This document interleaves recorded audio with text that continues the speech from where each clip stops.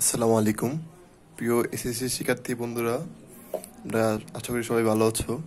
তো আজকে আমি যে জিনিসটা নিয়ে ডিসকাস করতে যাচ্ছি সেটা হচ্ছে যে আমাদের যে চলন ও অঙ্গচালন অধ্যায়ের যে বিভিন্ন হাড়গুলার যে পরিচিতিগুলো থাকে সেগুলো হচ্ছে আমরা সবাই মুখস্থ করি, সেই জন্য মনে থাকে না। তো আমি আজকে তোমাদেরকে আমাদের যে মানবদের যে বোনসগুলা সেগুলা থেকে আমি তোমাদেরকে পরিচয় করে দিব, যেন পরে মজা পাও এবং মনে রাখতে পারো সহজে।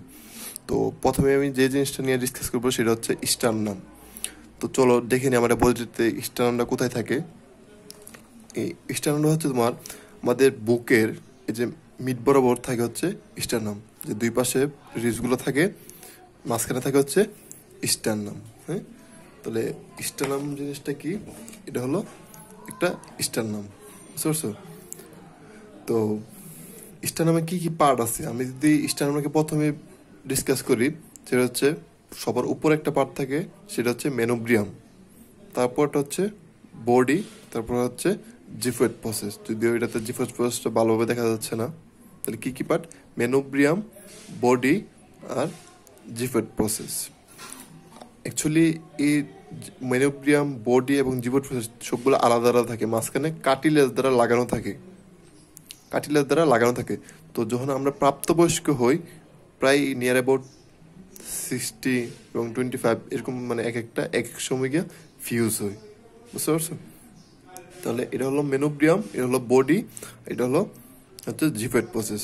তো এই স্টারনামের উপরের দিকে একটা নচ, নচ মানে হচ্ছে খাস, এই যে একটা ভালোভাবে দেখা যাচ্ছে, এই নচটা হচ্ছে সুপ্রা স্টার্নাল নচ। সুপ্রা মানে হচ্ছে উপরে, মেডিকেল টার্মে সুপ্রা মানে হচ্ছে উপরে, স্টারনামের উপরে, এই জন্য সুপ্রা স্টার্নাল। নচ মানে হচ্ছে খাস, এই জন্য এটার নাম হচ্ছে সুপ্রা স্টার্নাল নচ। তারপরে দুই পাশে হচ্ছে সুপ্রা ক্লাভিকুলার নচ। সুপ্রা মানে উপরে, এখানে এসে ক্লাভিকল লাগে। এটা যদি ক্লাভিকলটা হয়, ক্লাভিকলটা এসে তোমার এখানে লাগে এভাবে, এজন্য এটাকে বলা হয় সুপ্রা ক্লাভিকুলার নচ। আচ্ছা, তারপরে এই যে খাসগুলো দেখতেছো, এগুলো হচ্ছে রিফসের জন্য। আমরা যদি রিফস বা পশুকা দেখি, এটা হচ্ছে একটা পশুকা। এই পশুগুলো হচ্ছে এভাবে এসে এখানে লাগে, কাটিলের দ্বারা লাগে, এজন্য এই খাসগুলো হচ্ছে রিফসের জন্য, বুঝতে পারছো? তাহলে কি কি জিনিস পেলাম? এটা একটা হচ্ছে চ্যাপ্টা অস্থি, দেখো বস্তুটা দেখতে চ্যাপ্টা লাগতেছে, এটা একটা চ্যাপ্টা অস্থি। এটা কি কি part? Manubrium, body and xiphoid process. Okay, তারপরে আমরা যে জিনিসটা নিয়ে আলোচনা করবো সেটা হচ্ছে ক্লাভিকল। এটা হচ্ছে ক্লাভিকল। ক্লাভিকলটা কোথায় থাকে আমরা যদি দেখি, ক্লাভিকলটা হচ্ছে আমাদের এই যে যে গলার এখানে যে বোনসটা, সবাই হাত দিলে পাবা, কারণ এটা আমাদের স্কিন বা চামড়ার নিচে থাকে, এটা হচ্ছে ক্লাভিকল।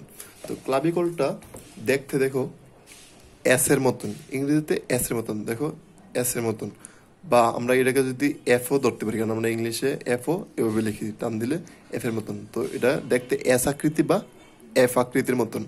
তো এই বোনসটাকে মেয়েদের ক্ষেত্রে বলা হয় বিউটি বোন, ছেলেদের হচ্ছে কলার বোন। আমরা মনে রাখতে পারি এভাবে যে মেয়েরা সুন্দরী হয় এজন্য বিউটি, আর ছেলেরা হচ্ছে কলারওয়ালা গেঞ্জি পরে, তাই ছেলেদের ক্ষেত্রে কলার বোনস। তো এটা কি কি আছে? এটা দুইটা এন্ড আছে, ক্লাভিকলটার দুইটা এন্ড। এটা হচ্ছে ইস্টার্নাল এন্ড, এটা হচ্ছে এক্রুমিয়াল এন্ড। কারণ কি? এই যে ইস্টার্নাল এন্ডটা হচ্ছে, এটা হচ্ছে যে স্টারনাম, স্টারনামের সাথে এটা এভাবে জয়েন্ট ফর্মেশন করে, এজন্য এই ইনটাকে বলা হয় ইস্টার্নাল ইন। আর এটাকে বলা হয় এক্রুমিয়াল ইন। কারণ কি? এটা হচ্ছে আমাদের যে স্কেপুলা, এই স্কেপুলার এক্রুমিয়াল প্রসেস আছে, এটাকে বলা হয় এক্রুমিয়াল প্রসেস। এই এক্রুমিয়াল প্রসেস হতে এটা এভাবে জয়েন্ট ফর্মেশন করে, এই জন্য এটাকে বলা হয় এক্রুমিয়াল ইন্ড। আশা করি সবাই বুঝতে পারছো। তারপরে যে জিনিসটা নিয়ে ডিসকাস করবো সেটা হচ্ছে স্কেপুলা। তোমরা দেখতে বুঝতে পারছো, এটা একটা স্কেপুলা। স্কেপুলাটা আমাদের বডিতে কোথায় থাকে আমি তোমাদেরকে দেখাচ্ছি। স্কেপুলাটা হচ্ছে এরকম ভাবে লাগানো থাকে আমাদের পিঠে, দুই পাশে দুইটা স্কেপুলা, এভাবে হাতের যে হিউমেরাস, তোমরা হাতের সাথে লাগানো থাকে, পিছনে হচ্ছে এটা হচ্ছে স্কেপুলা। তাহলে চলে নাও আমরা, চলো স্কেপুলা নিয়ে জেনে নাকি স্কেপুলাতে কি কি আছে। তোমার এই স্কেপুলাতে হচ্ছে দুইটা সারফেস আছে, এটা হচ্ছে সাবস্কেপুলারিস। সাবস্কেপুলারিস, সাব মানে হচ্ছে নিচে, কারণ স্কেপুলা যখন এটা থাকে এই জিনিসটা নিচের দিকে থাকে সারফেসটা, এই জন্য এটাকে বলে সাবস্কেপুলারিস ফসা। আর এটা হচ্ছে ডরসাল সারফেস। ডরসাল মানে হচ্ছে পিছনে, কারণ স্কেপুলার এইভাবে থাকে, এই অংশটা পিছনের দিকে থাকে, এটাকে বলে ডরসাল সারফেস। এই ডরসাল সারফেসের এই যে এটা হচ্ছে স্পাইন, এটা একটা প্রসেস।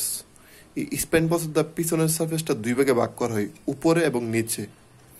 উপরে থাকে বলে আমি আগে বলছি যে সুপ্রা মানে হচ্ছে উপরে, তাহলে এই উপরটা হচ্ছে সুপ্রা স্পাইনাটাস ফসা। সুপ্রা স্পাইনাটাস ফসা মানে এই স্পাইনাস প্রসেস উপরে, তাহলে সুপ্রা স্পাইনাটাস প্রসেস, সুপ্রা স্পাইনাটাস ফসা। আর নিচেরটা হচ্ছে ইনফ্রা, মেডিকেল টার্মে ইনফ্রা মানে হচ্ছে নিচে, যেহেতু স্পাইনাস প্রসেসের নিচে এই জন্য এটার নাম হচ্ছে ইনফ্রা স্পাইনাটাস ফসা। তারপরে এটাতে এই স্কেপুলাতে তিনটা হচ্ছে প্রসেস আছে। কি কি? এটা হচ্ছে কুরাকয়েড প্রসেস, এটা হচ্ছে কুরাকয়েড প্রসেস, এটা হচ্ছে অ্যাক্রোমিয়াল প্রসেস, আর এটা হচ্ছে স্পাইনাস প্রসেস। মানে স্পাইনাস প্রসেসটাই এদিকে এসে অ্যাক্রোমিয়াল প্রসেস হয়ে যায়, সাথে লাগে। তারপরে সবচেয়ে ইম্পর্টেন্ট যে জিনিসটা, এটা হচ্ছে এই যে গ্ল্যানয়েড ক্যাভিটি বা গ্ল্যানয়েড গহ্বর। এই গ্ল্যানয়েড গহ্বরে কি হয়? এই গ্ল্যানয়েড গহ্বরে আমাদের যে হিউমেরাস, আমরা সবাই জানি এটা হিউমেরাস হচ্ছে হাতের বোনস, আমাদের হাতের বোনস হচ্ছে এই হিউমেরাস। এই হিউমেরাসটা কি করে? যে স্কেপুলার সাথে এসে এভাবে জয়েন্ট ফর্মেশন করে এবং ঝুলে থাকে এভাবে। তাহলে এই গ্ল্যানয়েড ক্যাভিটির হেডের সাথে আমাদের হিউমেরাসের যে মস্তক এভাবে জয়েন্ট ফর্মেশন করে, বুঝতে পারছো? তো আশা করি সবাই আমাদের বোনসের জিনিসগুলো নামগুলো মনে রাখতে পারবা। তারপর যদি কারো কোনো সমস্যা থাকে বা কেউ বুঝতে অসুবিধা হয় তাহলে অবশ্যই কমেন্টে জানাবা, আমি আরও ডিসকাস করার চেষ্টা করবো ইনশাল্লাহ। সবাই ভালো থাকো, আসসালামু আলাইকুম।